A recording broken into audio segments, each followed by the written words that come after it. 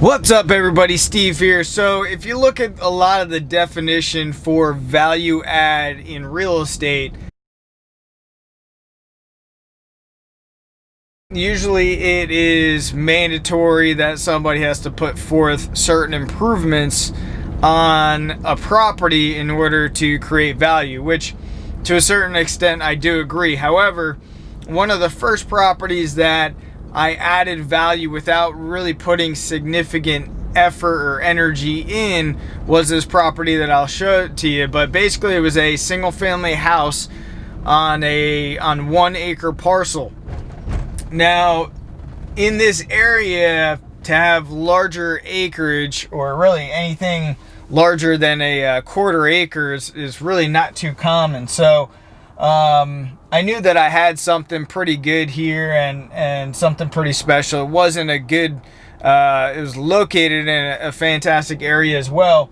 So one of the first things that I did when I bought the property is I went to downtown Fort Myers to find out how I could subdivide this property. Now, initially, I was thinking, oh, okay, it's an acre of land. Maybe I can split it up into maybe 6 lots possibly.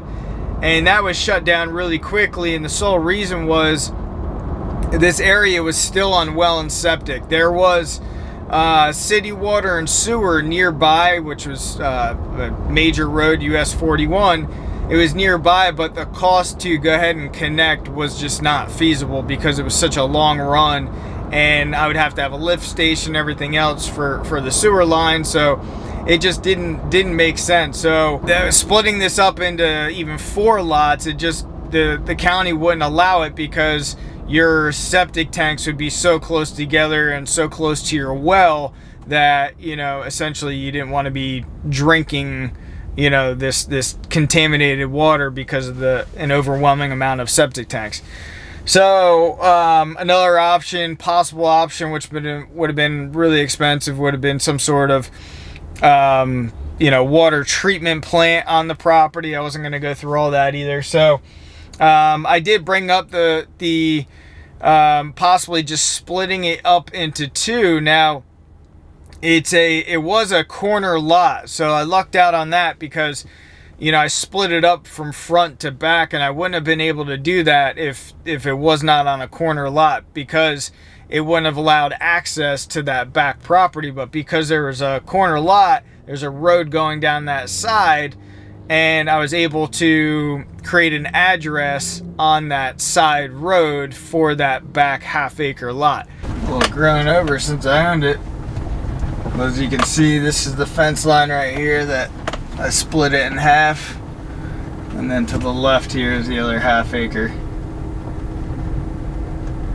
So in doing so, it required literally about 10 minutes worth of paperwork. I think the recording fees cost about, I don't know, $50, $75. It was not much at all. It took about 2 or 3 weeks, and then it was a recorded new property address, its own half-acre lot, half-acre buildable lot. And the front half has a single family house on it. And anyway, about 2 years later, I ended up selling the property. I listed the house on the half-acre. Now, if it was just a house on the full acre, I really would not have been able to get that much more out of the property. Maybe a value of maybe another, I don't know, $5-7 grand just to have an extra half-acre of land on the property. I really did not see the value without it being split. So I was able to list that property and sell that property on the half-acre for, I believe it was $180,000 at the time. And the back half-acre I was able to list and sell, and I think I sold that thing for around $30,000. So at the end of the day, if we had to do the math on it, I think I basically created another $20,000 to $25,000 of instant equity because I did a lot split. And that is the sole purpose of this video. Is, you know, I think it's important that every time that you look at a property, you got to look at really all angles of the property. What what are the hidden things that will create value, and create value at maybe not even a big expense or a lot of energy and effort. I did come across another property recently within the last 6 months. It was on the water across the street from the beach, and unfortunately it did sell. I did put an offer. I didn't get the property, but it was, again, on the water across the street from the beach. Similar situation. It was a wide lot, and the house was built all the way to the left side, and it was a very shallow lot on the left side, and on the right side it was a normal size waterfront lot. So my intention was to basically split that lot into two right down the middle, keep the house on the it's kind of a rundown house on the left side. And I figured the value of that, I think it sold for like around $600,000.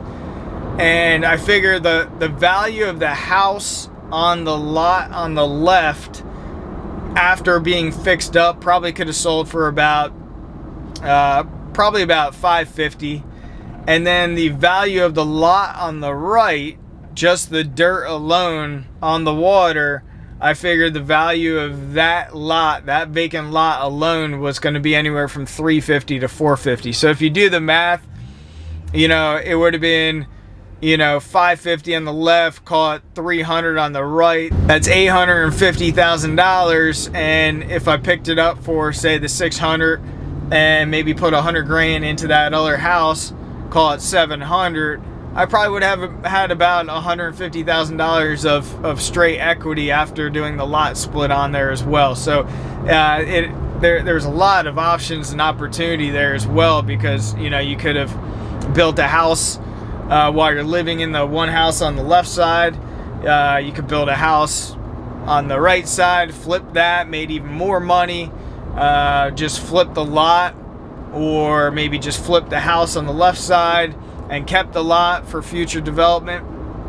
There's a lot of options there, but unfortunately I couldn't put the deal together in time, and somebody else did pick it up. But there's always going to be more opportunities. But anyway, the purpose of this video is basically just to keep your mind open to all the possibilities. Go down and talk to the building department in your local area. You'll learn a lot at a minimum. You'll learn a lot about development and zoning and so forth, and it's not gonna hurt to go down and talk to any kind of personnel within the zoning departments or building departments in your local area about a specific piece of property. Even if you've never bought real estate in the past, I encourage you guys, go start checking out properties and see what you can do with them, because there's a lot of hidden gems out there that a lot of people are not going to see, and they're just not going to have an open mind of what else could you do with a specific piece of property. So anyway, that's my story on that property that I sold back there, and made at least another $25,000 off of it without doing much effort, much work. And encourage you guys, keep an open mind. If you got any value out of this, I appreciate a big thumbs up, and I'll see you guys on the next video. Thanks a lot.